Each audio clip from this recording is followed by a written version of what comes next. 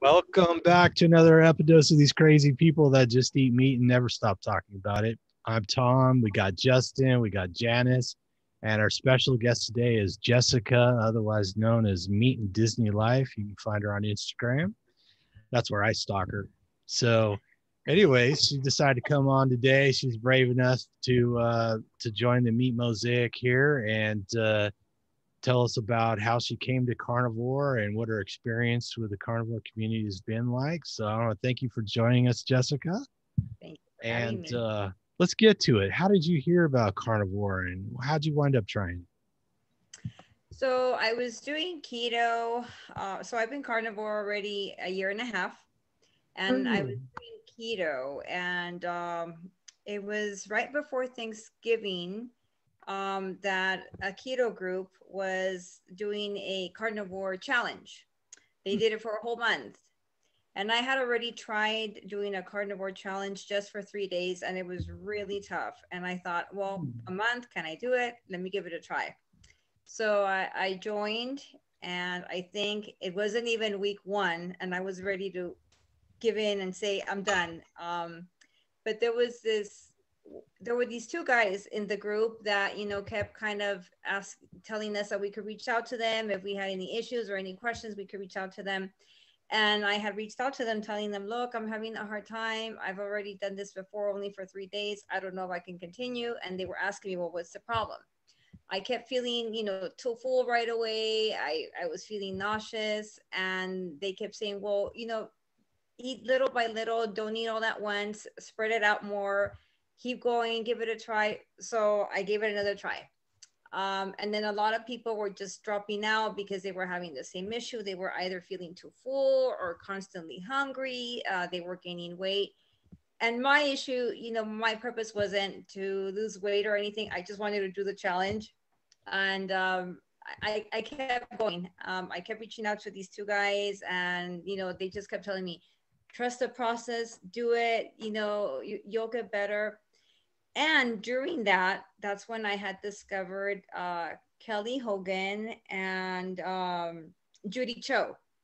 So I started following them, and I was listening more into the whole healing situation, and I thought, well, should I give this a try? Should I keep going?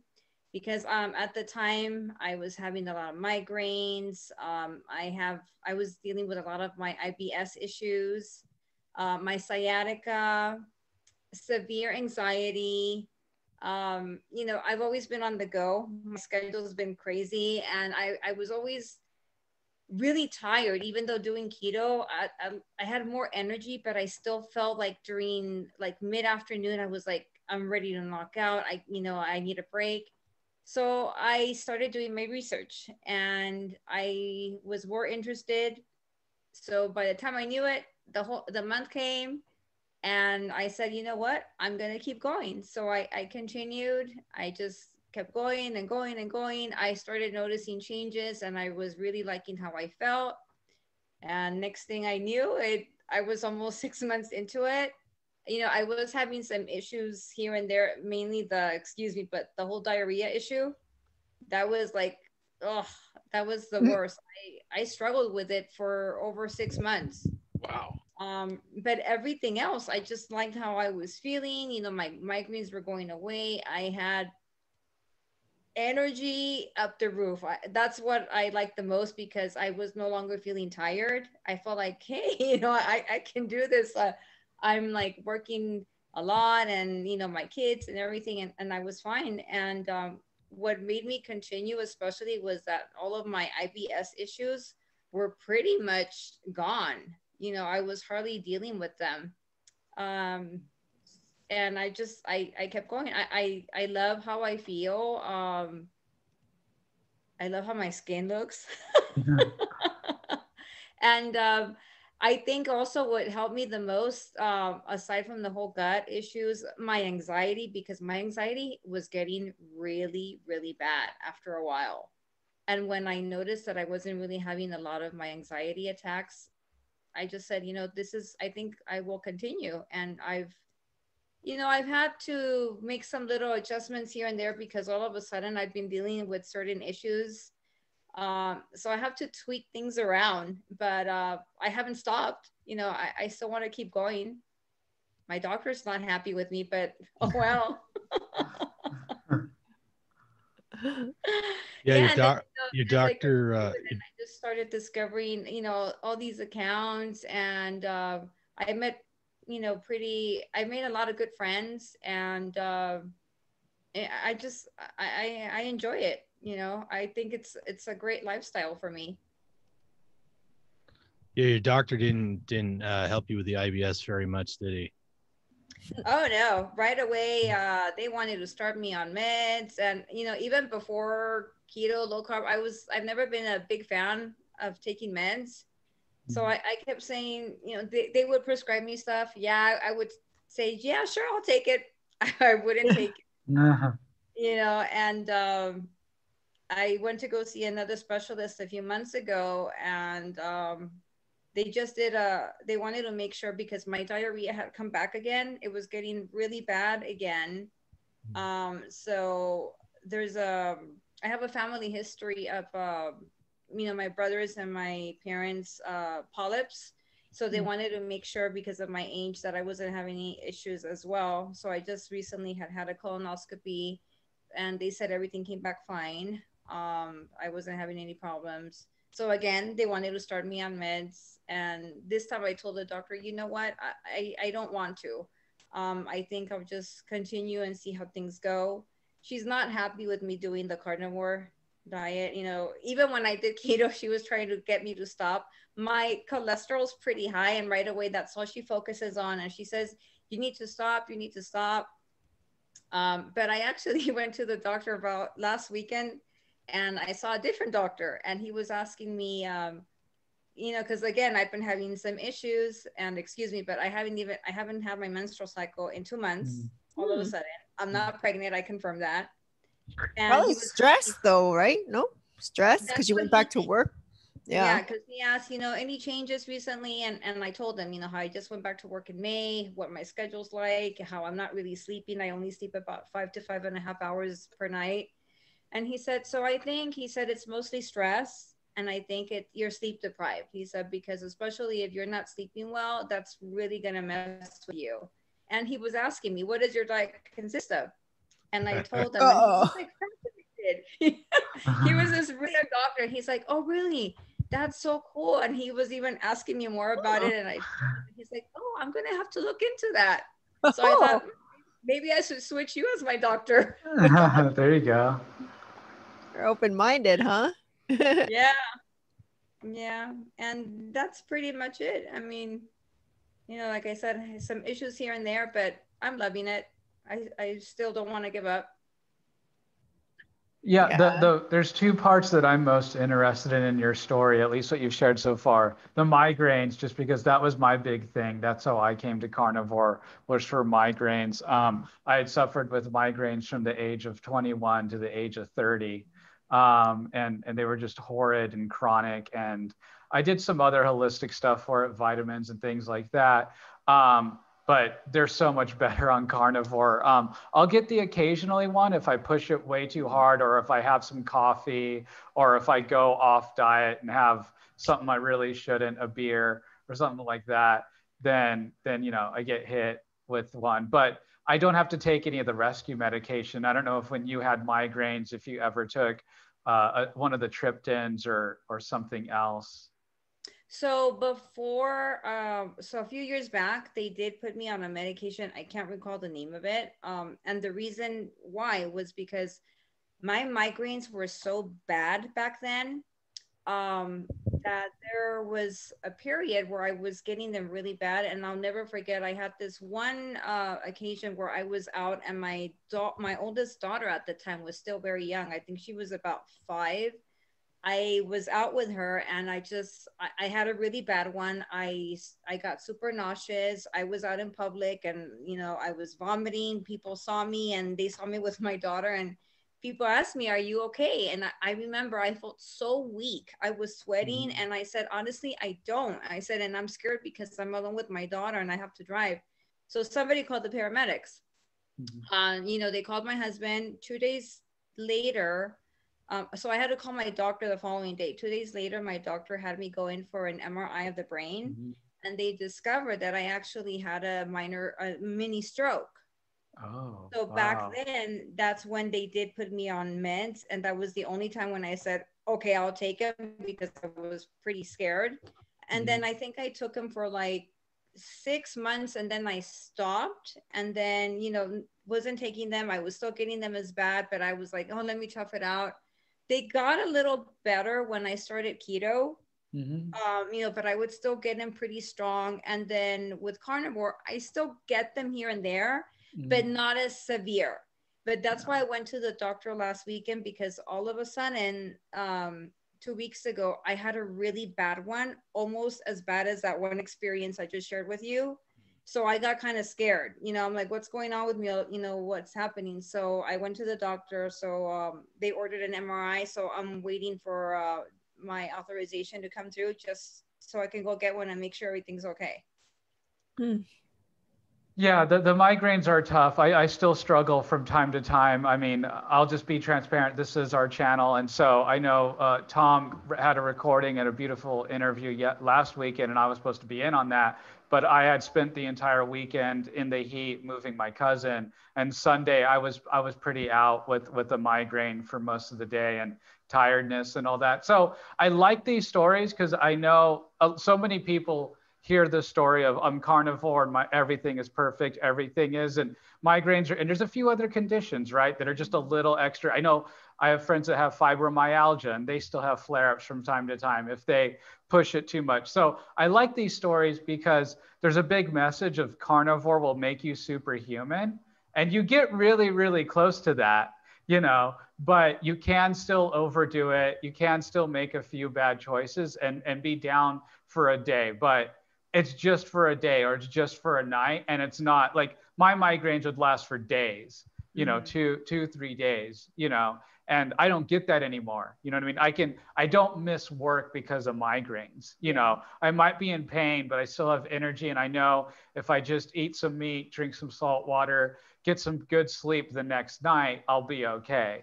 And to me, that's more important than being absolutely pain-free, is knowing that it will resolve like naturally without medication. And it's not, I know you're getting the MRI, and I think that's also important, but my assumption is it's not really going to show anything, but it's just my guess. And then, but I get that security. So it's like, because eating carnivore, your risk for other major health, catastrophes, health issues drops so dramatically that you're like, a migraine really is just a migraine, and you're not thinking, oh, I'm getting brain cancer or something else, because you're like, okay, that's statistically just no, it's metabolic and all that other stuff that goes with cancer. And so to me, that's the more important part about being carnivore versus this thinking of, oh, you're superhuman, perfect health all the time, 365, which is just not true. I don't think it's true for any of us. Maybe Tom. But besides that, I don't know everyone else. I don't know if we're superhuman. We're just a lot better than we were in the past. I mean, that's, you really can only measure yourself against yourself, right? So. Yeah, and sometimes it can be difficult to, and you're in that state, that you were just talking about, of being like, oh no, am I backsliding? I remember my first year, especially year and a half, whenever I would have a flare up, I would think that, oh, the honeymoon is over, carnivore is over, another thing that I tried that failed. But then the next day I'd be okay, or I'd go longer with being better and everything. And I'm like, so sometimes it's also that taking a minute to realizing how far you've come, how much better you are compared to when you started, Oh, yes. So that was kind of a big thing. But the second thing I wanted to show is, I'm just curious if your diarrhea is related to ground beef, because I remember throughout my first year, I could not do ground beef without disaster pants. So may or may not be related, but I'm just a little curious. Well, it's weird because when I first started, I wouldn't eat ground beef. I was all about the steaks, eating a lot of steaks, and I was still having it back then. I've even changed up, and I really think part of it in the beginning was because I was having too much fat, honestly. But though, the more recent, I thought, okay, could it be because I started having a lot of ground beef? Then I cut it out, and kind of like, I told you that I was getting nauseous.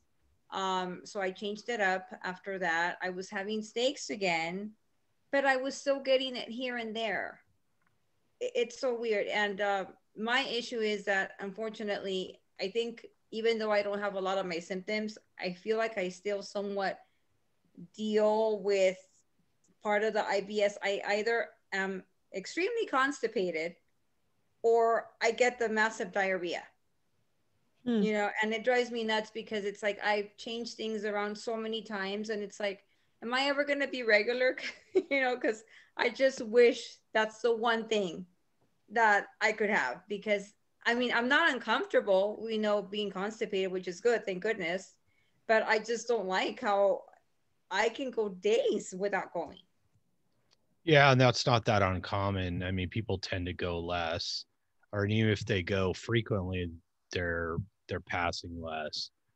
So, and I think, as much as we start feeling better, it could take quite a while for everything to heal up and be the way it should be, because we spent decades getting into the condition we were in, and it just takes more time. And I think we kind of have these false sense of a schedule, because it's like, oh, you should be fat adapted in 6 weeks, and it's like, well, kind of, maybe most people could digest more animal fat after the first 6 weeks or 3 months or 6 months. But we know from studies, particularly with keto athletes, that even over a year after they seem to be fat adapted, we're seeing epigenetic changes. So the way that the genes in our body are responding to our environment, in particular our diet, are still adapting. And I always think about the cellular model, because cells in your body all live for different periods of time. Like the ones in your digestive tract only live, some of them only for a day, like 24 hours, and then they're replaced. But you've got other cells in your bodies that actually last for years. And those cells that are there developed under less than ideal conditions, because in theory, I was eating the wrong diet. So as those cells are gradually replaced in the machinery in our body, the different systems are still adjusting, because a lot of them are out of whack because they're compensating for our poor diet.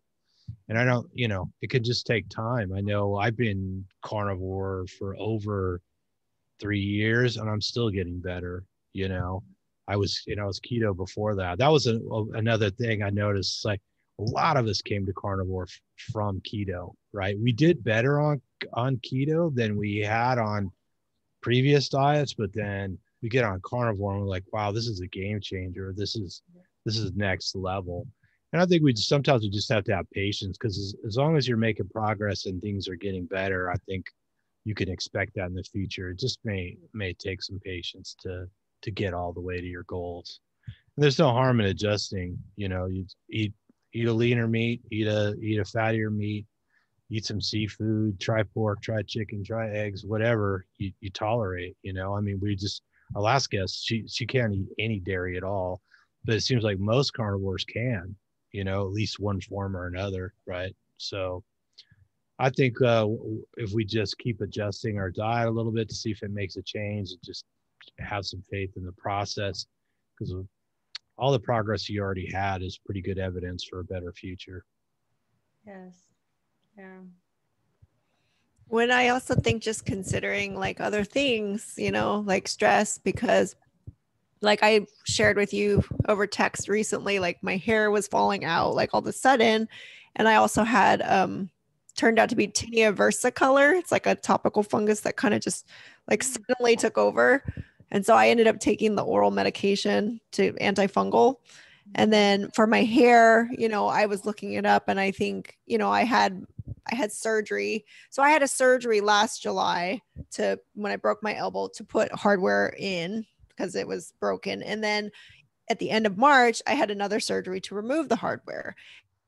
I was thinking, well, that's like a major stress on your body, right? They put a lot of stuff into you, and like I forget, because I'm almost at 2 years carnivore, like July 6th. And you're still under 2 years, right? So like Tom's saying, it's like, well, there's a lot of different healing going on. And I also shared with you recently, I was getting diarrhea again. And it's like, I didn't even have that much at the beginning of carnivore. And all of a sudden, like I was going like you between constipation and diarrhea. And I'm like, what the heck is going on? I'm not changing what I'm eating that much.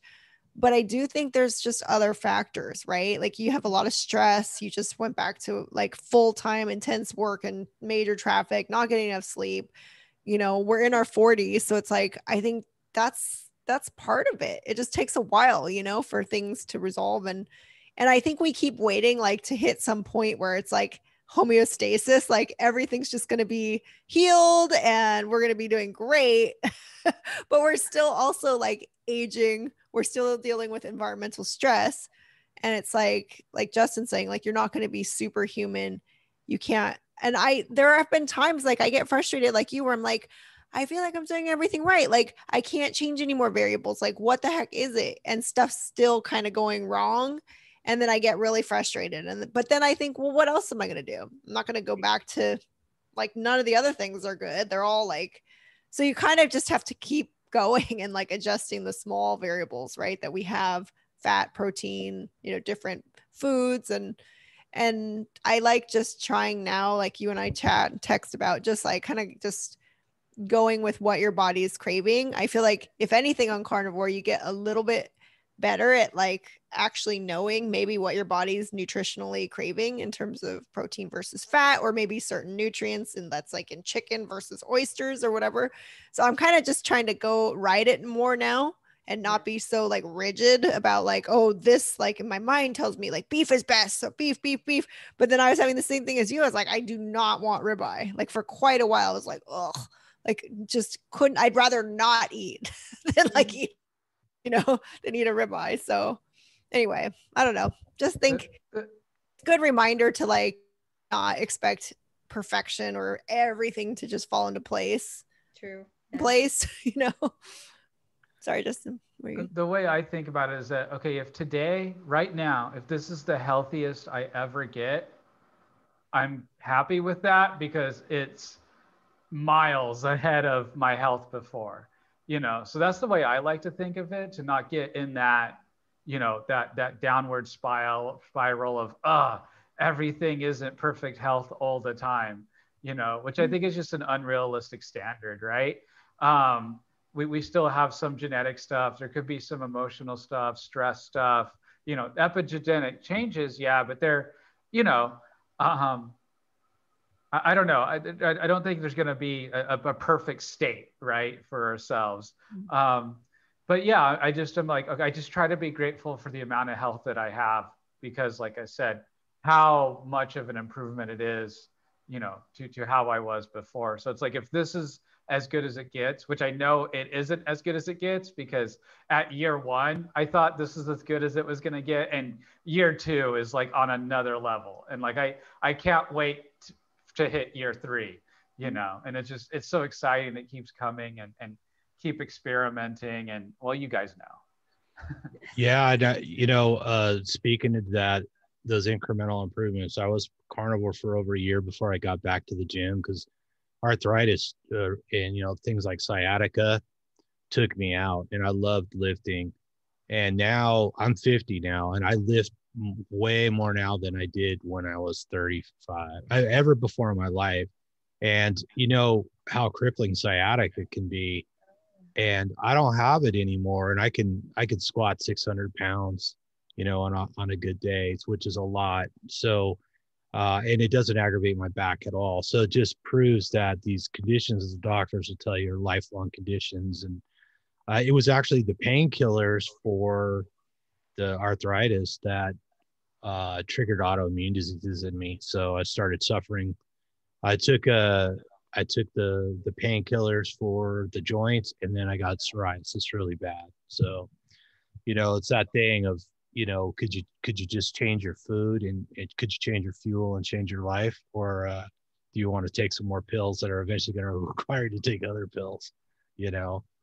So, and it took me a while to get back in the gym and get going, because I think everything just had to heal up. And you mentioned sleep. I know I have a busy schedule like you do, And I've been working on sleep for 2 years, honestly. So for me, I read the book, The Sleep Solution. So I really understood what was going on and what the possibilities were. But, I wear earplugs when I sleep. That helps me fall asleep faster. I use a weighted blanket. I have blackout curtains. And now I have a chili pad. If you've never slept on a chili pad, let me tell you, it's like when my alarm goes off in the morning, it's like I'm beaming back in from another planet. I sleep so deep. It's crazy. But I still have to actively work at being disciplined to spend enough time in bed, because all that time you're in bed, you're not necessarily asleep, right? And so I had to be honest with myself. And that's actually the tool I use. I wear a Fitbit, and the Fitbit kept me honest about how much I was actually sleeping. And it was very clear that my worst days were the days I slept the least. And I did the same thing like you, 5 hours sleep, 5.5 hours sleep. I felt awesome if I got 6 or 6.5. It was like Superman. And now it's like, look, you got to take every opportunity to get as much sleep as possible. And it makes all the difference in the world. It makes a difference in the mood, makes a difference. It even seems to, like just recently there was all this, everything started blooming. And I noticed I was getting a little bit of allergy. And I noticed like when I slept better, I had fewer allergies. It's like, seems like stuff that could be completely unrelated are actually related. I don't think it's just the stress, not enough sleep, the machinery in your body just isn't optimal. So maybe that's your next, you've got you're a regular carnivore, and maybe the next step for you is just working on your sleep. And maybe that'll be a game changer. You never know. I know, because all of a sudden too, I'm starting to notice. So I have my first meal anywhere between 11 or 12. And like the last week and a half, I'm noticing at work, like a good 30 to 45 minutes after I eat, I get so sleepy. And I'm like, Oh, really? I can't do this. And I'm like, what's going on? And it's like, what's happening? And I'm like, it's not like I've changed anything. It's just, I'm eating leaner meats. I did though, I think it's been over a month already. I stopped adding extra fat to all my food, because I thought, let's see if the diarrhea finally stops, and I'm not doing that. So I'm wondering, I'm like, am I having too much protein, less fat? Cause I don't track. So I was like, should I up it up again? But I get so nervous. Like today when I went grocery shopping, I cut out bacon a long time ago and pork, and I saw the pork belly and I saw some pork chops, and I really wanted some, but I got scared. I'm like, what if I buy it and I eat it and I get the darn diarrhea again, or I don't feel good? And I'm like, nah, I'm not gonna risk it. But I really, really wanted it. Well, I actually have to, what I do, like I talked about this. I ate 3 ribeye roasts in a row as an experiment. And then I switched to New York strips because it's a leaner cut. And I will literally cook up I do my meal preps usually on the weekend, and I cook most of my meat, put it in glass dishes with locking lids, and I weigh it out. So I know how much, because if I track how many calories I burn in a day, it's like 3,200 to over 5,000. So how do you make an adjustment of 2,000 calories on the fly? Right. So for somebody like me who's not home, I'm not going to go out and just buy a bunch of fast food. The only thing I can do is plan ahead, prep those meals, and know how much food is available. And like I said, I will supplement with sliced turkey or what was the other thing? Shrimp, stuff like that. So I buy the big bags of frozen shrimp. And so, obviously that's high in protein and low in fat, just like the turkey. But maybe what it is, maybe you need to add a little fat in, and maybe that's why you're tired, is because it's hard for your body to get the calories out of the protein, right? So if you're calorically deficient, your body's going to burn like a third of that protein just trying to extract calories, right? If you got other parts of your body that really need that protein, then you've got a competition going on, so you're not going to get as much energy. So maybe you just got to add a measured amount of fat, see if that keeps you from getting sleepy, or maybe you need to sleep more. I know, right? Yeah, maybe you need to take a nap at work. The first 2 weeks remember, Janice, after the first week, I was beat. I mean, I was struggling driving into work. I was dozing off behind the wheel, but at work I was fine. but it's just because I wasn't getting used to eating. I mean, I've got to get up early. I've got to get up at 4 a.m. and I'm like, oh, I can't do it. I can't do it. So yeah, I think third week was better, but all of a sudden, that's when I noticed I was fine in the morning driving in, but it was mid-afternoon, right after my first meal, when I noticed that I was feeling tired. And I'm like, what the heck is it now? And I mean, as I try so hard to get to bed a little bit earlier, but it's hard because I don't get home till about 7:30ish. And I mean, I don't even walk in and sit down. I'm like, hi, kiss my kid's husband. And I start prepping my food for the next day. Because I try to cook as much as I can on Sunday, but it's mostly like their dinner for the week. Because my husband gets home, you know, they're also like on a very tight schedule. And it's like, oh, you know, if I could just cook my meals all on Sunday, at least for like Monday through Wednesday, it'd be better. But I'm trying. That's why I said I'm starting to eat like even deli meats, just to make it as quick as possible for me. You know, but I mean, I'll try a little bit of more fat and see how it goes, because yeah, I don't like feeling tired midday. It's like, I even told my coworkers, can somebody slap me, please? It's gotten to the point where I cut coffee out a few months back, where I'm considering drinking coffee again. But I'm like, no, but I've been doing so good without it, because I don't think the coffee was helping my stomach either. I was having a lot of issues with it. That's a common complaint with coffee. Yeah. Now, something you could try is, I mean, me and Tom are all in the nootropics. I don't know if we've let this cat out of the bag yet, but so, I mean, there's a few different things. So me and Tom, we both do a B. That's the big cat. We don't let that cat out of the bag yet, only when Bart's here. So we do a B1 supplement, thiamine, and that really seems to help a lot. Most people, especially since they're coming from a carbohydrate diet, lack thiamine, and you actually have to have like an ultra dose for a good while to even get your body back to normal as far as B1 yeah, thiamine. your body gets used to being without it, because and drinking tea and coffee and alcohol all deplete thiamine or B1, and then your body adjusts to low levels, and you've got to take it for a while in big doses to get your body back to operating the way it should. And people tend to notice quite a difference in energy, and it's the kind of thing I'd try for a month or two and see if it helps. If it doesn't, then move on. But yeah, that could help. Thanks. And then another one could be, so our other cat is a SAM-E, SAM-E. When we take that, we're like next level. Like it's like this, the nootropic, the brain effect, because you're talking about your brain, right? You want to be able to focus and all that stuff. So if you want to be zooming, that SAM-E stuff, I don't even take it every day. And if on a day I do take it, it lasts for me like a couple of days. I only take one pill, you know? And then what I've started experimenting with is MCT oil, but in capsules.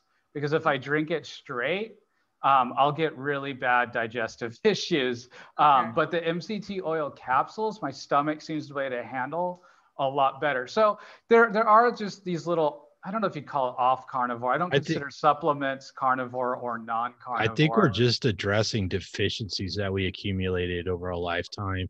Because the SAM-E made a huge difference. And then after taking it for a few months, then I didn't seem to need it anymore. I seemed to stay there all the time. So I think it was just a matter of getting the body back to where it wanted to be with some supplementation. There's probably a way to do it with organ meats or something like that. But we kind of cut to the chase, and I learned about all these things from other people. So yeah, the SAM-E seems to raise your acuity quite a bit. Like it seems like it raises your intelligence, but it certainly helps you focus and be really clear. You know, it's like when your brain is humming along at optimal all the time. So I just looked up thiamine sources, and Jessica, maybe that's why it said pork chops was number one. I know. Maybe that's why you're craving. I mean, I don't know. That's the part I am like you, where I'm like, oh, I don't want to take a chance. Like I added some bacon back because I was starting to crave, because I had, we hear, oh, pork, chicken not as good, especially pork. But I added some bacon back, and I was like, this is going down nicely. And I feel like, I just feel like you're, especially when you're eating such a smaller subset of foods, I don't know. I'm now feeling like your body like knows, like if it needs like zinc or it needs selenium or whatever. I don't know what's in anything, but usually what I'll do is I'll go, okay, I'm craving this. And then I'll look and see like, what does it have? And then I kind of maybe cross check it against the other things I've been mostly eating and going, oh, well, maybe my body's craving X, Y, and Z because that's not in whatever I was eating, you know? So I'm kind of just opening my mind to, yes, I feel like that when you make changes, it, for people like us who have sensitive, like digestive systems, there might be that, you know, kind of immediate term price where your body, your digestive tract goes like, what's this? And maybe reacts.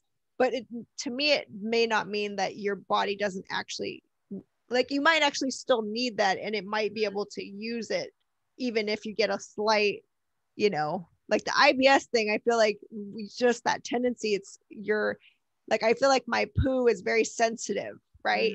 To whatever, but I don't want to make it be that like if I eat something and I have a bad reaction in that way, then that rules out that food or means I can't tolerate it or means that I can't use it. So I'm just trying to keep that opening a little bit more so that I don't, because sometimes like even with the ribeye, like who knows, like what I did prior to eating ribeye only was I had started to go high fat and I had narrowed down the food groups. And then I went ribeye only for a while. And so I might have attributed like, this is great. Like I'm doing so great, but it might've been the sequence of things or where I was at in my healing journey that I happened to be in a sweet spot right then. And then stuff started to happen and like, okay, now my hair's falling out and I had a fungal overgrowth. So maybe like Thomas said, I wasn't getting enough protein, you know, and now that's starting to play out because maybe my body was using whatever little protein it was getting to do other stuff and it neglected like the skin and the hair. So I just want to kind of, you know, I want to err on the side of, you know, eating maybe more and like not fasting and just letting my body take and get what it thinks it wants. Even if, you know, like I'm like, oh, bacon sounds very appetizing, so I'm going to eat some bacon. Even if I've heard, oh, bacon's not the best source for blah, blah, blah, and, you know, all of it. Like, I just don't want to get into that, like ruling out stuff based on one thing like, we can always count on is bacon makes you feel better. Just saying. it really does. I mean, it kind of does. It's like, no matter how much you hear that's bad about bacon and, oh, whatever, they're not, you know, whatever they feed the pigs, all the slop. I'm like, well, by the time it comes out into their bacon, it tastes pretty good. I think the issue that I've seen with pork and chicken is that if you eat a lot of it and you're sensitive to soy, a lot of those animals get fed a lot of soy. And I think that's part of the issue. I think if you know, ate animals that were on a different diet, most people wouldn't notice any issue. So, I mean, why not put some pork in? Have pork and beef. There's no law that says you can't have them together, you know, and chicken and shrimp and oysters and, you know, whatever. Penguin, you know, if it's on the menu. But not pangolin. No pangolin. Ugh. No bats. You know, I've been reading Judy Cho's book, Carnivore Cure, and what she says about this is really interesting. That to find out if you react to a food, to actually eat that food every day for a week, you know, to really see if you react. And that's hard to do, you know, that gets scary. You know, I'll do something for a couple of days, but I normally don't do it for a week. So I don't know, just for those that are thinking about introducing or food curious about this meat or that meat, you know, especially if you've been really hardcore in the lion diet, you know, beef, salt, water for a long time. And then it's not, you know, it's all about results, right? And it's like, it's that thing of like, if you're still struggling with something, you shouldn't ignore it. That's true. But at the same token, I think there's an animal solution to it. You know, there's lots of different animals out there. Me and Tom have one friend, Karina, that she can't do any dairy, but she feels really good when she drinks camel milk. You know, whoever thought, right? And so a lot of people consider this diet very restrictive, but there's a flip that we can do here actually. If you think about the edible plants, It's only like 3% of all plants that people can actually eat. But humans can essentially eat every animal on the planet, you know, as if it crawls, bites, stings, claws, But not whatever. pangolins. Well, as a last resort, maybe. we can eat it, you know? So then it's like, okay, so which diet is actually more restrictive? You know, there's so many creatures in the animal kingdom, you know. I don't know if people want to throw bugs in that or not. Occasionally I get a hankering for tarantula. Haven't been able to indulge yet, but it will happen. Well, I want to try those witchetty grubs. They say they taste like peanut butter, but there's no peanuts in them. So. Ew. Gross. So I'm about to make a confession. I've got a question, Janice, since you said how you were looking up how I was craving the pork. So I'm like, people are probably going to hate me for this. But a couple of days ago, and I was craving, I don't know why. I just wanted lettuce. I wanted lettuce with my burger patties. And I told my husband, he's like, well, then have the damn lettuce. And I said, no. Yeah. He's like, it's not going to kill you. It's just lettuce. I'm like, no, I'm fine. So what? Lettuce is just mainly water. Maybe I'm not getting enough water. Yeah, most people tolerate lettuce.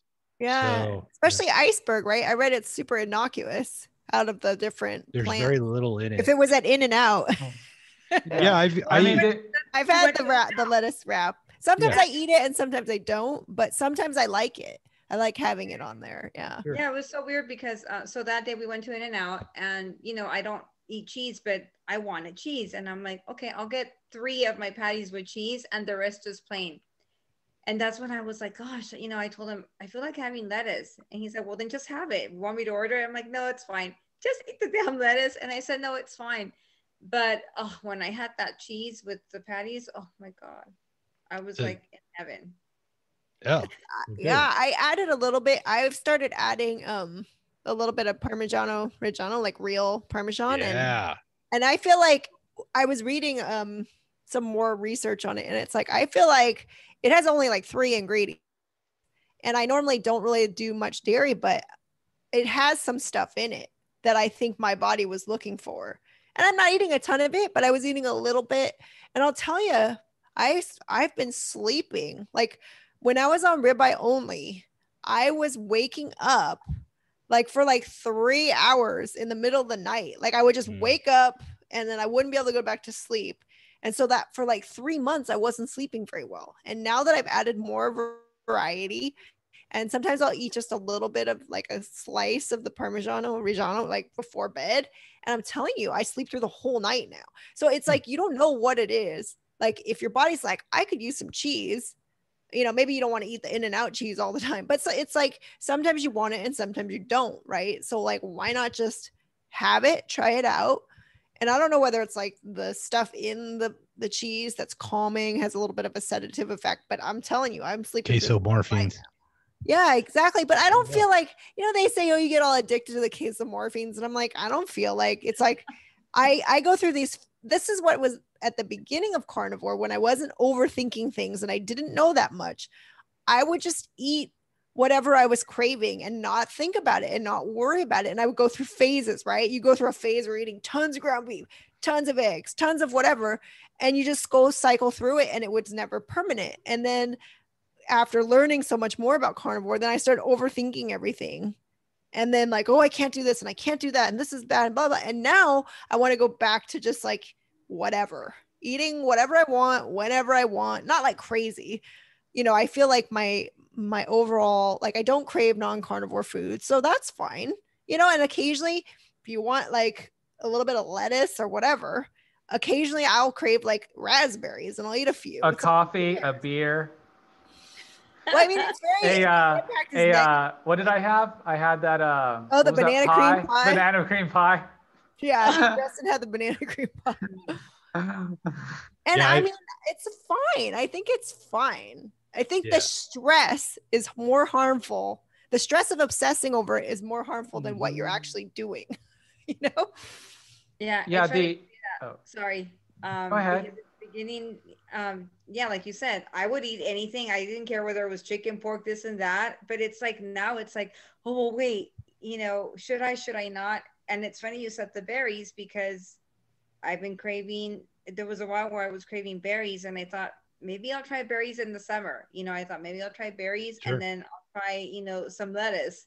But yeah, I don't know. Lately I've been craving it. And the other day too, for work, I wasn't eating like you know, like any hot dog links or Polish sausage, nothing like that. But I saw one day, and I'm like, I read the ingredients and they were good. I'm like, you know what? Screw it. I'm gonna take it. I took that. I got some beef liver, eggs, and lamb bacon, and I mixed it all up. And man, that was a great meal. Yeah. Oh yeah, I had some of the Kirkland like grass-fed hot dogs. I made it with scrambled eggs because Aaron gave me a few, and I was like, it was extraordinary, you know. I've been using a little bit of Tabasco sauce, a little Cholula. Like I just feel like I loosened up again to the way I was at the beginning of carnivore, and I don't know, just psychologically I feel better. See, Like I feel happier. for me, I can eat that stuff here and there, but I can't eat it every day. So Yeah. like Exactly. I like to take some Right. pastrami and put it in my steak and then melt some cheese on it.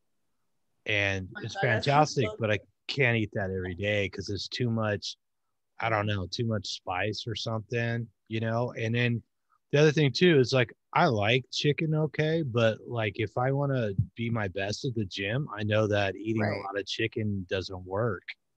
So like, Exactly. If you know what your best is, your best case scenario, right? Like I just ate a ribeye because I've been eating a lot of chicken and I was feeling kind of like I actually wanted a ribeye because I know that I need a little, like tomorrow I have to do a presentation. The next day I have to do a presentation. I'm like, I'm going to pre-fuel a little with some good stuff. And I had told Justin and Tom that I was craving, I love pepperoni, right? Like pepperoni pizza, like from the past. So I got, Justin makes his like ghetto pizza or whatever, but I got like a turkey, like deli turkey meat. And then I usually wouldn't eat mozzarella cheese ever, right? But I put like, I got organic mozzarella and then I bought uncured pepperoni from Whole Foods. And I was just making these little like mini like microwave for like the weekend, right? I wanted to like have fun.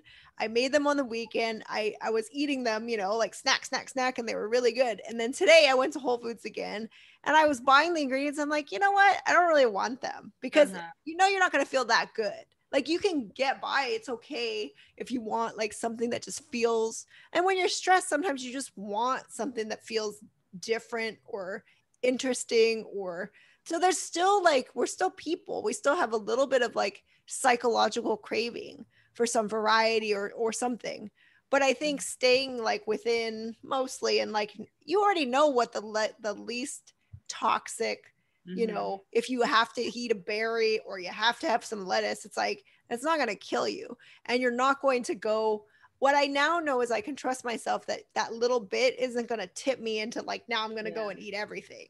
It's like, well, if I eat a lettuce wrapped In-N-Out burger, you're not going to feel that great because their cheese is kind of funny, but I'll be fine. I can eat it on the weekend. And it's like, I'll just go right back to eating better quality foods.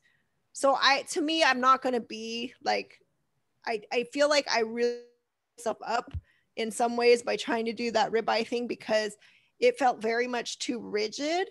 And I felt like, there's this new, it brought back all of the perfectionism and the obsessive thinking and the like, you know, those are all the bad things that you don't want to have you don't want to have that relationship to food, right? Especially when you're going through your stressful time, right? You want to have a little bit more freedom. What are you saying, Justin? he moved out of California. He doesn't have access to In-N-Out anymore. So Yeah. Sorry, Justin. he's being jealous.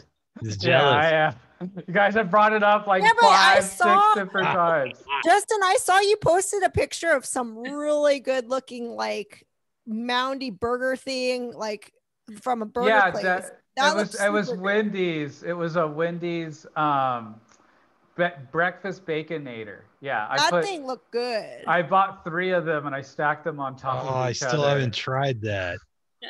Can we get that? It's at Wendy's? Yeah, it's at Wendy's. I haven't tried. I'd assume they have it there. He lives within walking distance of Wendy's, so he's not doing too bad. Speaking of cravings, I was going to do an mad day, and then I had a mad craving for baconators. So I went and got baconators. Yeah, it was great.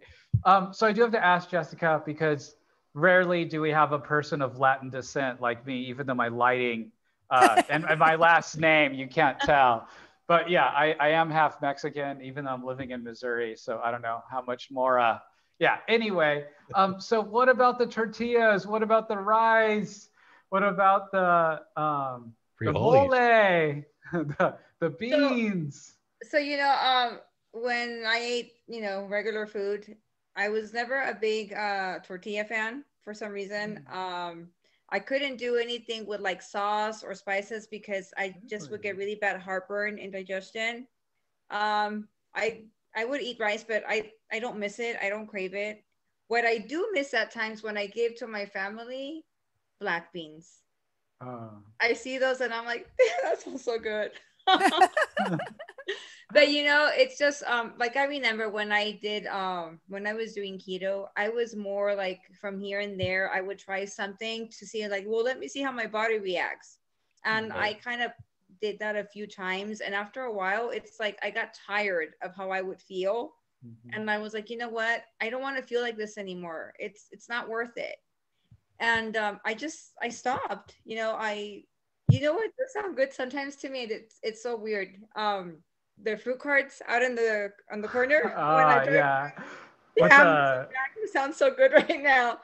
But other than that, I don't really like the one thing I do crave, but I don't do well. I've tried reintroducing it like 2-3 times while doing carnivore. Avocado. I can't. Oh, yeah. It just Can't messes do with my it. What do you get? I can't. I get stomach ache and a bit of a headache. I don't know if that's the same with you, Jessica. I'll just get a stomach ache and I'll get really bloated and gassy, and I'll be bad in the bathroom for like 2 days. It's pretty fibrous, right? Avocado is pretty fibrous, isn't it? I don't know. It probably depends on which type of avocado. Like the Haas and the Fuerte are a little different. One is definitely more fibrous than the other, but they're different shape and size and everything. So it probably depends. I can eat avocado. It doesn't faze me at all. I used to eat tons of avocado. I mean, if you grow up in Southern California, you got to know somebody with an avocado tree, right? I mean, it's like I can law, eat it right? too. Yeah, that's the one thing I feel like is pretty innocuous from the whatever it is, fruit family, or is it a fruit? Yeah, it's a fruit. But to be honest with you, I haven't eaten one in months and months and months. So yeah, I wonder. I tried it. And it just gives you like the stomach ache or the bloating. You said, right? Bloating. Yeah, I get like some diarrhea here and there. I'm bad. I'm gassy, bloated for like 2-3 days. It's bad. And I know it's that because when I've tried it, it's just that one thing that I have that's not carnivore and everything. Yeah, so I know it's that.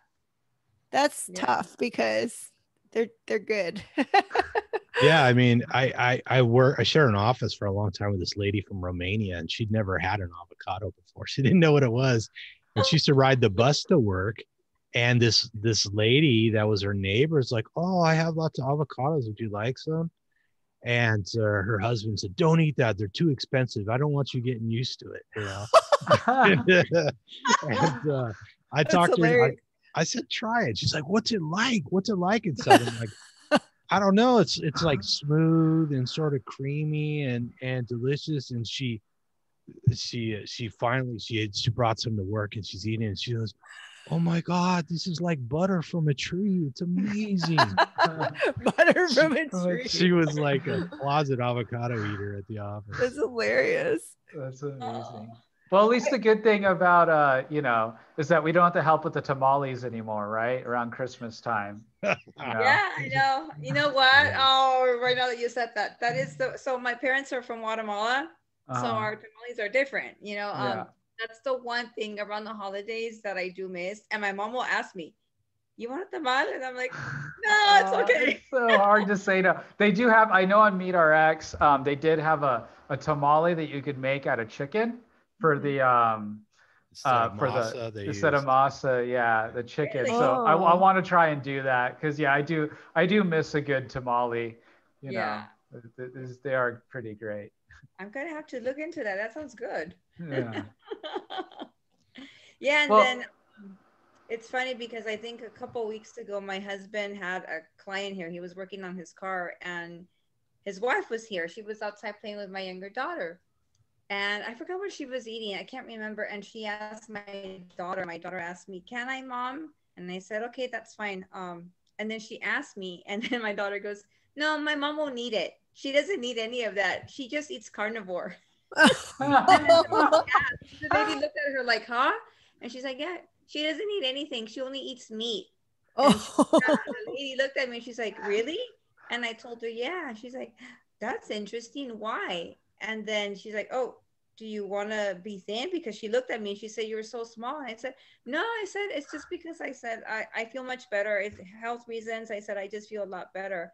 And then not too long ago, I think like 2 days later, we were having dinner and my daughter asked me, she said, "Hey, Mom, are you going to have cake on my birthday? Because it's in August." Aw. And I The looked at her kids and will I always said, get you. I know. I'm like, darn it, she's getting me right now. And I looked at her and I said, "I'm not going to have regular cake." I said, "But I think I'm going to Kelly Hogan's oopsie cake." And I said, "I'm going to make oopsie cake." And she looked at me, "What is that?" And I said, "It's still cake, but it's a little different." "But why don't you want to eat cake, Mom?" And then she's like, "Because you only do carnivore and that's not carnivore." And I told her, I said, "It's because Mommy just feels better, eating certain things and not eating certain things." And she's like, "But I feel fine." And I said, "Yeah, you're still young." I said, "But as our body changes and we get older, you'll realize that certain things just don't help us." I said, "Or make us feel better. That's why Mommy sometimes tells you that you can't always have sugar or sweets here and there." So I was like, "Oh man, I got to be careful," because like my younger one, especially, like if anybody will ever offer me anything right away, she's like, she won't eat it. Yeah. Well, at least you don't have to say it. You got her to say it. I need her to come with me and be like, "Sorry, I'm not gonna eat that." I know, huh? Yeah. So I feel like it's a bit of a rare opportunity to talk about, your family life. Unfortunately or fortunately, none of us here on the screen have kids, besides you. So what is that like? What does your husband think of carnivore? Is your family more meat based than the average family? Although Latin family are never shy with meat. It's just that a lot of cheese and then a lot of carbs with it as well. So it would be a great opportunity. I am quite curious. So with my family, so I'm the main cook in the family. So it's pretty much, hey, what I cook is what you're gonna eat. So with my kids, I'm not super, super strict. I will allow, your fries, your regular standard American diet foods here and there, but I do limit sweets because especially I've noticed my younger daughter, if you give her any darn sugar, I mean, she's already hyper as it is. If I give her any sugar, she's a roller coaster. She's everywhere. My older daughter has ADD, and I noticed, so when I was doing keto, I kind of started giving her more keto foods, and I did notice a big difference in her behavior. Now that I do carnivore, especially before I went back to work, when they were still doing school from home, I was trying to give them as much meat-based foods and like not give them any fruit or anything just to see. And I did see a difference. I did see a difference in both of their behavior. Um, I wouldn't hear like, "Oh, I'm tired, I'm sleepy," or my younger one wouldn't. She was a big napper during, when she was home. I started noticing she wasn't doing that. But from here and from time to time, they would ask, "Well, can I have some fruit? Can I have this?" So I will allow it here and there. My husband, pretty much only whatever I give him. I try to keep him as much carnivore as I can, but I do add veggies because he likes his veggies, and I do give him fruit. And from time to time, he will ask me, or he will be honest and say, "Well, hey, can you give me some bread?" Well, let me ask you, did your husband ever complain that there was too much meat on the table? No. You know what he complains about? I'll tell you what he complains about. He'll be like, "Hey, wait a minute. So how come you get the nice, thick, juicy steak and you're giving us the thinner one?" Or he'll be like, "Wait a minute. How come you're eating the meat tonight and we're getting just chicken?" So I'm like, well, he doesn't like to eat any of the fatty part of the meat. So that's kind of my excuse sometimes. Well, the steak was too fatty, so I figured you were not going to.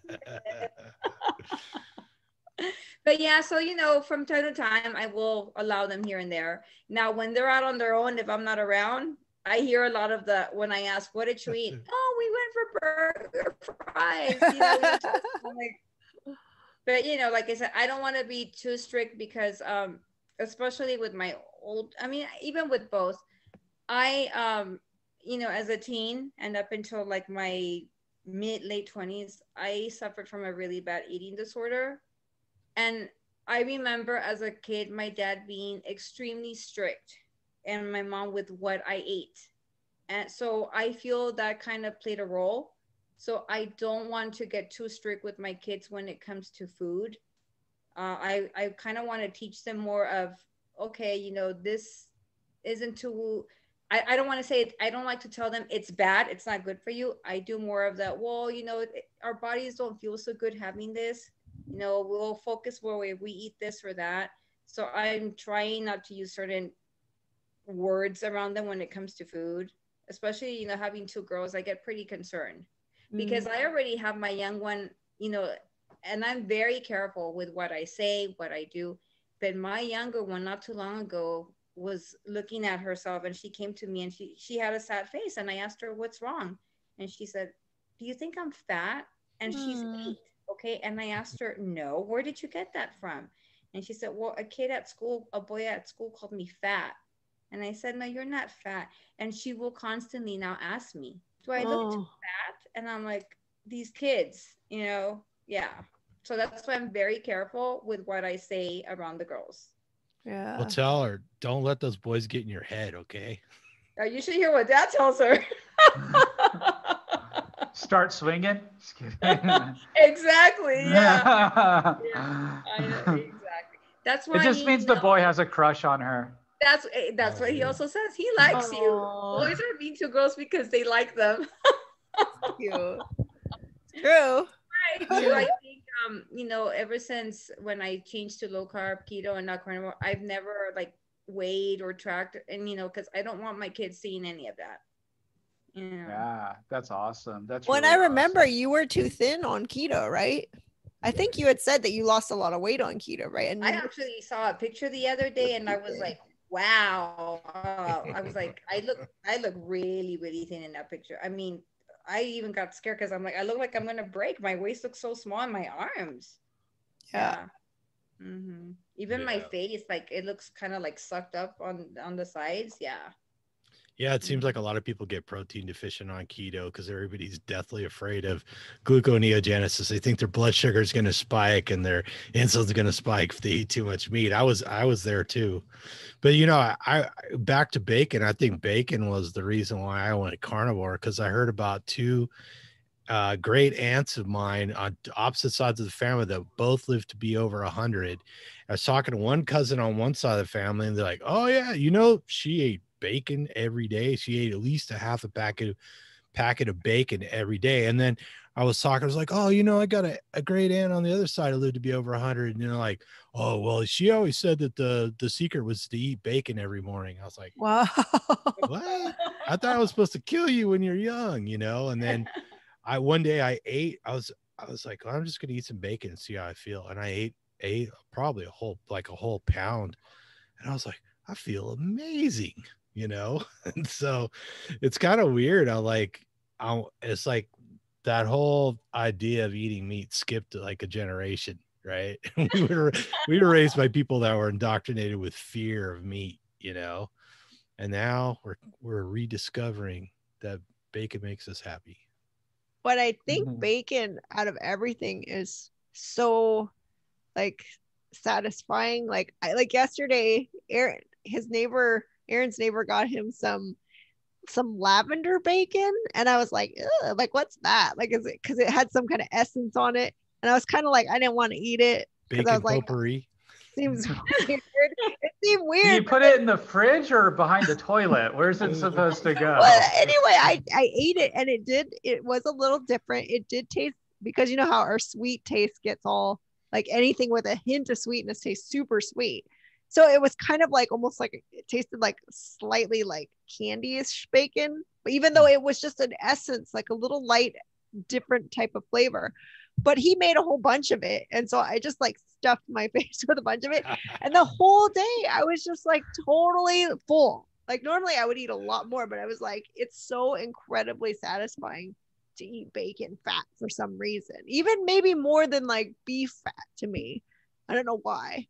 But I was just thinking we haven't done as a topic like seasonal carnivore, like because I feel this like since it's gotten hotter, and I don't remember what I did because it's only almost my second year here, so I don't really remember what I did last hot season, like what I was eating. I mean, I don't remember, but I've been starting to crave more like seafood and like leaner stuff. Like I said, the fat is just not appetizing, and then I was having a little bit of craving for like berries or not really lettuce, but like something that tasted slightly less heavy, like I even got some yogurt because I was like, maybe I need something slightly refreshing. I got some Greek like full fat yogurt. But anyway, I don't know if that's a thing. Like maybe there is some kind of seasonal. I mean, you look at it. She said it's over 100 there. It's probably over 100 here. Your body's just going to spend way less energy staying warm. And we actually convert a lot of fat into body heat to stay warm. That's why cold, cryogenic therapy and stuff like that works, because you'll actually have mitochondria down right there in the fat cells burning calories, oxidizing fat just to warm up your body. So, and that's one of the reasons why they theorize that babies are born chubby, is because it makes them cold resistant. Like babies almost never shiver because they have this heating element inside. Yeah. And so when it gets warm, you probably need fewer calories because you're not having to warm yourself. So okay, and so that could be a it's thing. also possibly why vegetarians and vegans are cold all the time generally. I have a coworker who's vegetarian, and it was this past week, and it hasn't even been that cold. She's over in Long Beach, and she's like, "Oh, I'm sitting here with a heated blanket on."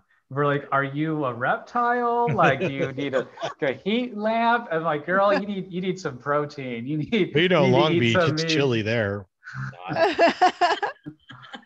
I used to be so cold when I was a vegetarian. I wasn't even a vegan, and I was cold even in the summer. I would wear a down coat in the warm weather. So it is true. I mean, there has to be, but I didn't know. I thought that was more just to do with like maybe your thyroid or something shutting down that would make you feel cold versus like burning. I didn't know that was true, that you actually are burning to stay warm. Like to some degree you are, right? But I didn't think about it as like a direct, like the weather, if you're freezing, you're going to be burning through a lot more. So that makes sense. I did an experiment with, I used to go to cryogenic therapy. I had a cattle trough in my backyard. I would put like 80 pounds of ice in there and jump in it. And then when it was the rare times when it's cold and rainy here, I would take the dogs for a long walk in the rain, in the cold, until I shivered. And it would lean you out like nothing else. Really? Yep. That's a good tip. but then your body wants to put all that fat back on as fast as possible because it thinks you're dying in winter. So it's kind of a roller coaster when you do it. But yeah, it does work for sure. Interesting. So Jessica, speaking of warm climates, do you ever think about or bringing the carnivore message to the Latin community? I just don't see that many carnivores, of our descent, and I just think, like many communities, they really need it. Like I have a friend, who has diabetes, and what did it? It was the tortillas, and it was, every meal having, a half, you have the tortilla former in the middle of the table, and everyone grabs 2, 3, 4, 5. You got to usually get more. Another, you can go through 25 tortillas a meal. If you got a family of 4 or 5 or more, right? And so it's so ingrained in the culture, though, that he got diabetes, and he's fairly low carb. He really watches the tortillas, but he likes his cheese and things like that. He likes his salads, which are fine. But diabetes in our community is just rampant. So my grandmother, she went blind from diabetes. Oh. My mom has diabetes, and luckily she's carnivore, so she's doing a lot better. But all throughout, I have one of my aunts. She's finally getting the low carb message, but her diabetes was so bad that she had to inject insulin. Type 2 having to inject. So it's just so bad in our community. So do you have any thoughts on that, or what do you think? I agree. It's, their diet, unfortunately, it's so bad. But I wish that I could, kind of spread the word out there. But I'm more of the type where I like to keep it to myself. I don't want to push anything on anyone. I think it's, their own choice. But if I could, I would love it. But I'm so damn busy all the time that I don't even post anymore because I just don't have the time. And it's like, how on earth would I do it? It's hard. But I would really want people to at least hear more about it, learn more about it, because I work at a hospital. So a lot of our patients, and you're right, when it comes to, the Latin patients that call and I'm seeing their diagnosis, a lot of them, diabetes, cholesterol issues. And it's like, oh, and you know why? It's the diet. Yeah, it's really bad. I have a friend. I met him for dinner. It's been over a year now because of the COVID thing. And I saw him sitting in his car, and I'm walking to the restaurant. I'm over in like Hollywood, and I was like, "What is he doing in his car?" And so he comes in the restaurant. He's like, "Oh, I had to get my insulin in before dinner." It's like, and he's got liver problems. COVID hit him hard because he had lung issues. And it's not a real heavy set guy. He's a little bit on the big side, but I've talked to him about carnivore. He's considered keto, but mostly he's like, well, my doctor's giving me this other drug so that my body uses the insulin better to get more blood sugar out of my blood. And I'm like, well, just stop eating the sugar, bro.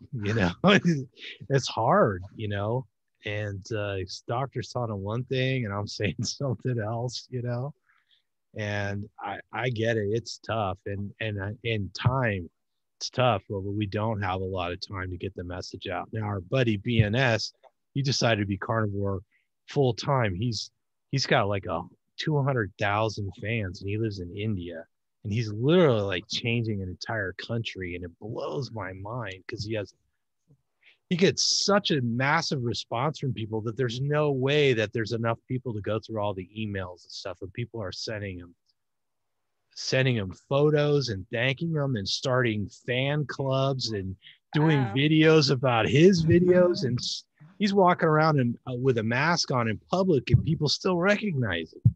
Wow. It's insane. Well, and he gets the numbers, right? They do all the tests so that you get to see that they like cured their diabetes and all the triglycerides dropping and everything. And it's like, that's crazy. A country where nobody eats beef, basically. And a large percentage of the population is vegetarian, or the only animal product they have is like milk. So it's insane. We all dream about making that change. And I empathize with you, Jessica, because I don't know how I barely have time to do the little bit I do. So I don't know. Maybe when COVID-2 comes through and we're forced to stay home, maybe we'll have time. I don't know. No, but right now that you just mentioned COVID, I think my husband actually, so I can't even think the last time I got sick because I've been doing carnivore. The last time I had an actual cold, my husband had COVID. I think it was around December, and the girls and we didn't get it. And everybody was like, you didn't get it? I didn't get it. I know a lot of people who were in the same household as somebody who had COVID and they got it. I was fortunate. I didn't get it. I honestly think my way of eating is what helped me. No, I believe it. I think we've all been saying that. Like, we don't get colds anymore. We don't get the flu when it goes around anymore. I used to get sinus infections that turn into a cold and a chest cold, blah, blah, blah. Just went through the same thing. We used to have to take all kinds of medicine for allergies and all that stuff. and changing the diet made it all go away somehow. Yeah. So yeah, it's Yeah, I don't amazing. get I used to have terrible allergies, and I couldn't even breathe through my nose at all, and it's like I just don't have that anymore. And one of my main allergies is dust mites, so that's not like they're gone, you know. Right. But I just don't, it's like your body doesn't react to the stuff anymore. So this is a good reminder of why we're doing better than we think we are. Yes, Right. Yeah. definitely. Because I get pretty fussy sometimes about it. I'm just like, oh, why am I still, what do I, like if something goes wrong, it just feels like you feel bad, like what the heck, but then we're doing a lot better than a lot of people and ourselves as we were before, for sure. Yeah. So, Going Definitely. carnivore is a second lease on life for me. It's like living. I get to live again. Yeah, sure, I was alive, but now I'm living. Because I don't know about you guys, and I've talked about this before, but when you're in that state of illness, you feel like you're the sickest person you know. You're the one that's always taking days off. You're the one that always going to the doctor, always on antibiotics. I mean, you get to a point where you start learning nurses and doctors' names every time you go, and they know your name. It's like a local bar, except it's the damn urgent care.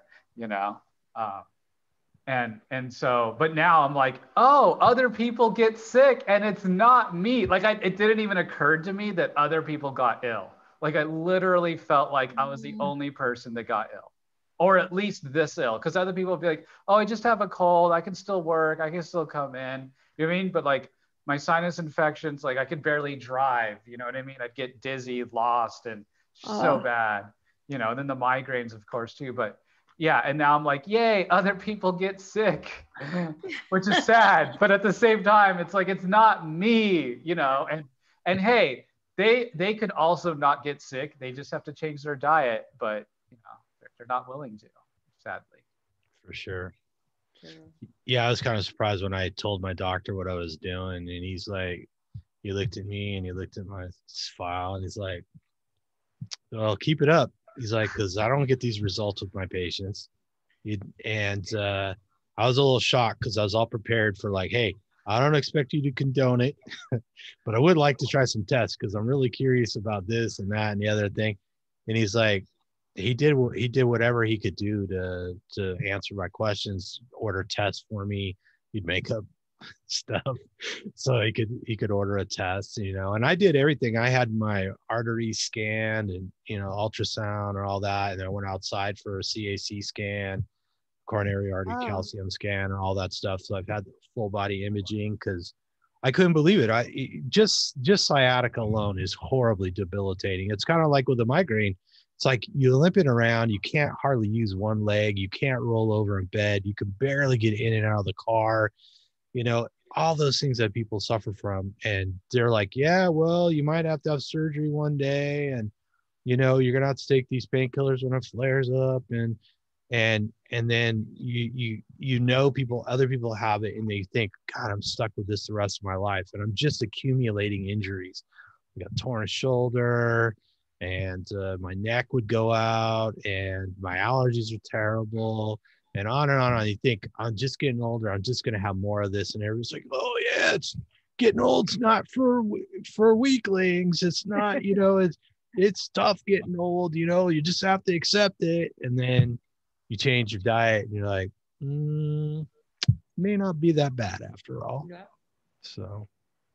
So for the sciatica, Tom, I'm just curious because Aaron used to get really bad sciatica, and he did have the laminectomy surgery. This is all before carnivore.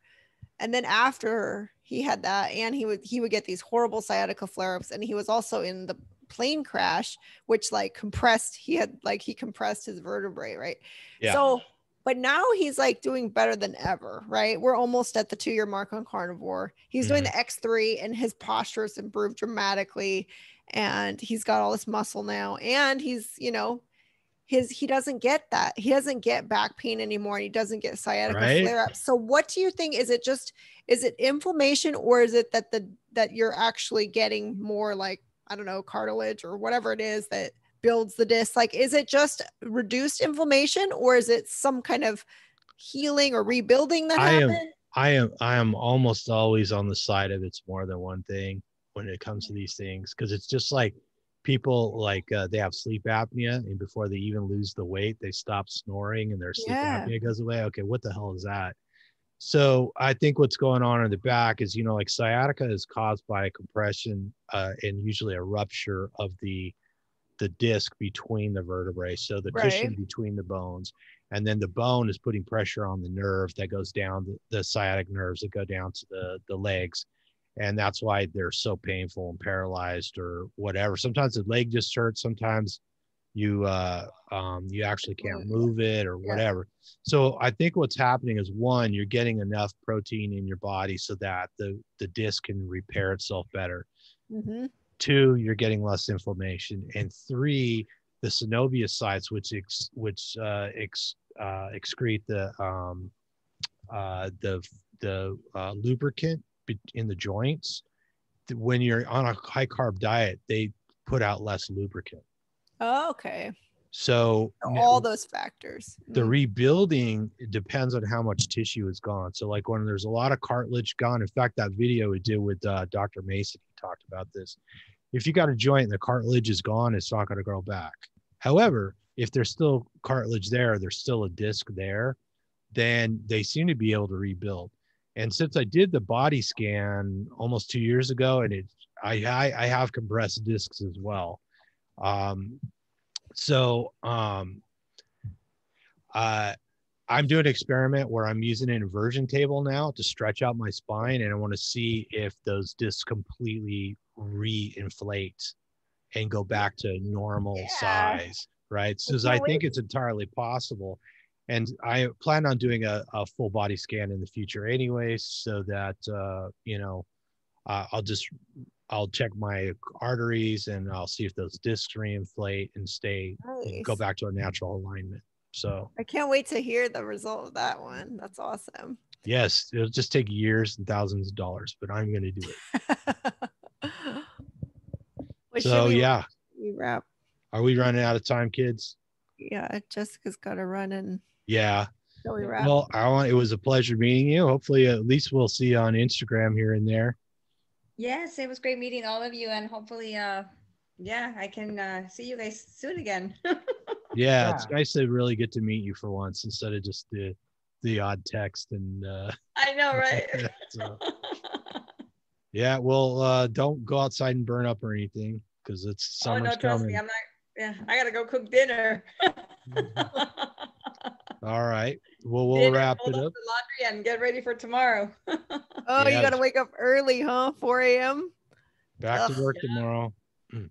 Oh, you don't? I do. Yeah. Oh, I do too, but I don't have to wake up at 4 a.m. No, I don't have to get up that early. My boss would probably say you probably should get up at 4 and get in here early, but I think I will. All right. Well, like I always like to say, please subscribe. It really helps us out. Leave us your comments. Let us know if you have any questions for our guests or future topics. Give us the old thumbs up on the video down there. And eat some meat, feel better, and whatever you do, don't fall down the carb hole.